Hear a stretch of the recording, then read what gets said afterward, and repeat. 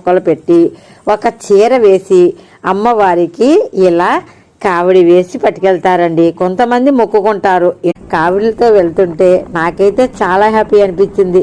ఇన్నాళ్ళు ఎలా మిస్ అవ్వాను అని అనుకుంటున్నాను. అంటే మేము తీర్థానికి వెళ్తామండి, ఈ కావిళ్ళు వచ్చే టయానికి వెళ్ళం, ఎందుకంటే అసలు ఖాళీ ఉండదు అన్న ఉద్దేశంతో ఈ కావిళ్ళు చక్కబెట్టాక ఆ తర్వాత సాయంకాలం వెళ్తామండి.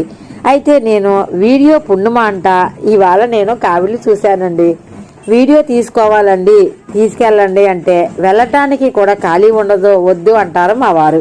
అయినా సరే నేను కావిళ్ళు వీడియో తీయాలి అంటే అప్పుడు తీసుకొచ్చారండి.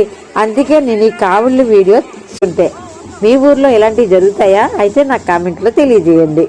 చూసారు కదా ఎంత చక్కగా కొలువు తీరు ఉందో. చూడగానే అమ్మ నువ్వు ఉన్నావా అని మనకి ధైర్యం అండి. విగ్రహం